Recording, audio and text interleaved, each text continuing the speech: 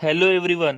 आज के इस वीडियो में हम उत्तराखंड के 4 धाम में से एक गंगोत्री धाम दर्शन करने से लेकर पूरी जानकारी आपको देने वाले हैं।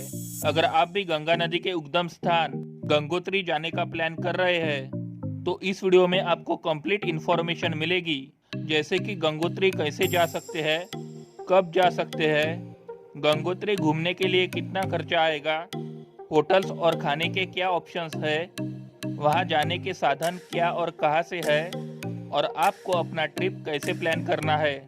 सो दोस्तों, इस वीडियो को एंड तक देखना और शेयर भी ज़रूर करना।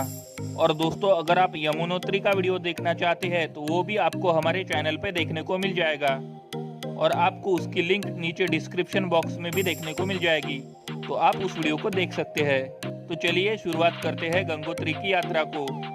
ये मंदिर उत्तराखंड के उत्तरकाशी जिले में पड़ता है और ये समुद्र तल से 3750 मीटर की ऊंचाई पर हिमालय पर्वतमाला में स्थित है। दोस्तों, पौराणिक कथाओं के अनुसार देवी गंगा ने राजा भागीरथ और उनके पूर्वजों के पापों को धोने के लिए गंगा का रूप धारण किया था और जल के रूप में भगवान शिव की जटाओं से होते हुए धरती तक का सफर किया था।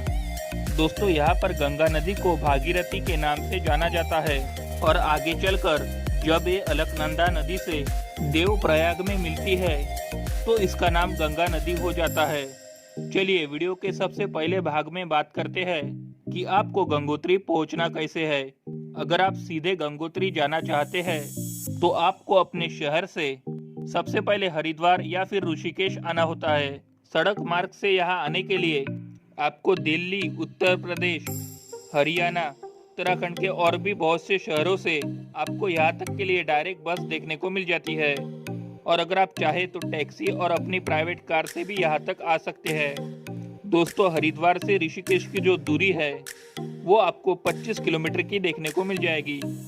अगर आप बाय ट्रेन आते हैं तो आपको हरिद्वार या फिर ऋषिकेश, जहाँ तक की भी आपको डायरेक्ट ट्रेन मिलेगी, आप वहां तक ट्रेन लेकर पहुंच सकते हैं। इन दोनों ही जगह के लिए भारत के बाकी हिस्सों से काफ़ी अच्छी कनेक्टिविटी है।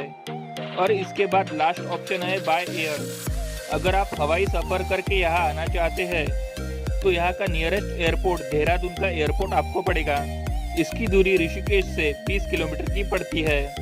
चलिए, एक बार आप हरिद्वार या फिर ऋषिकेश आ गए तो उसके बाद आपकी 4 धाम की यात्रा शुरू हो जाती है। इस वीडियो में हम गंगोत्री धाम की बात करने वाले हैं। तो गंगोत्री आने के लिए आपको ऋषिकेश से यहाँ पे आना पड़ेगा और ऋषिकेश से गंगोत्री की दूरी लगभग 70 किलोमीटर की पड़ती है। यात्रा के सीजन में आपको डेली यहाँ पर आपको ऋषिकेश, हरिद्वार और देहरादून से गंगोत्री के लिए डेली बसेस देखने को मिल जाती है और आपको गंगोत्री के लिए टैक्सी और शेयर कार भी देखने को मिल जाएगी। अगर आप बस से हरिद्वार या फिर ऋषिकेश से गंगोत्री जाते हैं, इसका फेयर आपको 600 से 700 रुपये लग सकता है और आपको यहाँ पे 9 से 10 घंटे का समय भी लग जाता है। और बुकिंग आप ऑनलाइन भी करा सकते हैं। जिस दिन आप ऋषिकेश या हरिद्वार पहुँचते हैं उसी दिन वहाँ के बस स्टैंड पे जाके आप अपनी अगले दिन के लिए बुकिंग करा सकते हैं। इसी प्रकार आपको हरिद्वार के रेलवे स्टेशन के बाहर या फिर ऋषिकेश के स्टेशन के बाहर बहुत सारे ट्रैवल एजेंट्स मिल जाएंगे, तो आप उनके द्वारा प्राइवेट टैक्सी या फिर कैब बुक कर सकते हैं। अगर आप अपनी प्राइवेट गाड़ी लेकर जाते हैं तो फिर आपको गंगोत्री तक बहुत ही अच्छी रोड कनेक्टिविटी देखने को मिल जाएगी और मंदिर से लगभग 400 से 600 मीटर की दूरी पर आपको पार्किंग की सुविधा भी देखने को मिल जाती है। चलिए दोस्तों, एक बार आप गंगोत्री पहुंच गए तो उसके अगले सेक्शन में बात करते हैं रुकने और खाने पीने के क्या क्या ऑप्शंस है। यहाँ पर आपको ठहरने के कई ऑप्शंस मिल जाएंगे। यहाँ पर आपको GMVN guest house, private hotel rooms, धर्मशालाएं और लॉजेस भी देखने को मिल जाएंगे। दोस्तों, GMVN गेस्ट हाउस ये एक गवर्नमेंट गेस्ट हाउस है और यहाँ के लिए आप पहले से ही ऑनलाइन बुकिंग कर सकते हैं और उसकी लिंक आपको डिस्क्रिप्शन में मिल जाएंगी। इसके अलावा आपको गंगोत्री के बस स्टैंड के पास धर्मशाला, लॉजेस और प्राइवेट होटल्स भी देखने को मिल जाएंगे, जिनकी कॉस्ट आपको पर डे के हिसाब से 400 रुपये से लेकर 1000-1500 रुपये तक लग सकती है। अगर खाने पीने की बात करें तो आपको हर जगह शुद्ध शाकाहारी और अच्छी वेज थाली देखने को मिल जाएंगी। तो आप यहाँ पर थाली के हिसाब से फूड ले सकते हैं। यहाँ पर आप नॉर्थ इंडियन फूड का मज़ा भी ले सकते हैं। थाली सिस्टम के हिसाब से आपको एक टाइम का 150 से 200 रुपये तक लग सकता है। दोस्तों यही गंगोत्री में आपको मार्केट भी देखने को मिल जाती है। चलिए, एक बार आप गंगोत्री पहुँच गए और आपने अपनी रहने और खाने की व्यवस्था कर ली, तो उसके बाद वीडियो के अगले सेक्शन में बात करते हैं कि अब गंगोत्री धाम मंदिर के दर्शन कैसे करने हैं। इसके अलावा गंगोत्री के आसपास और कौन कौन से प्लेसेस है जहां पर आप विजिट कर सकते हैं।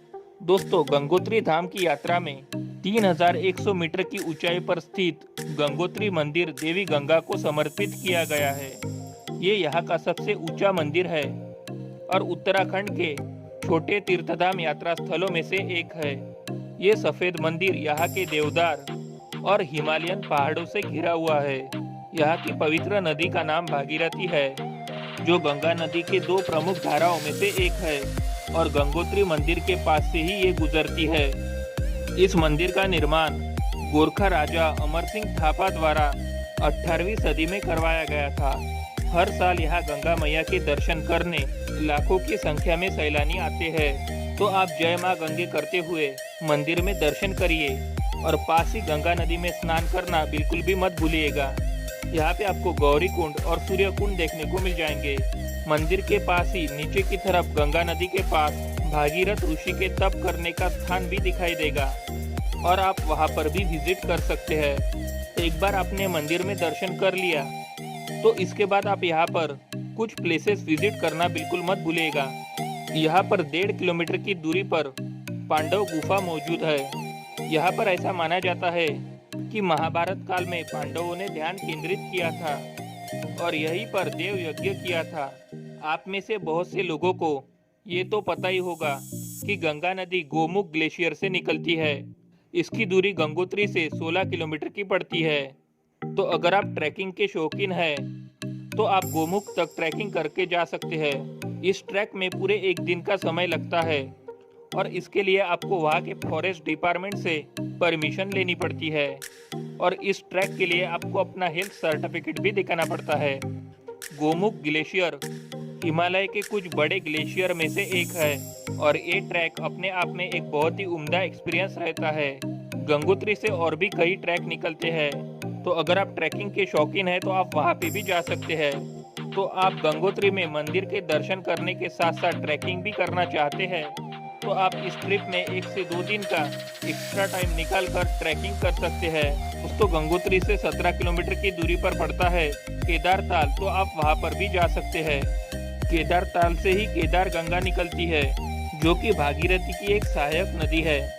प्रकृति के बीच इतनी ऊंचाई पर हिमालय के गोद में बसी ये झील बहुत ही सुंदर लगती है।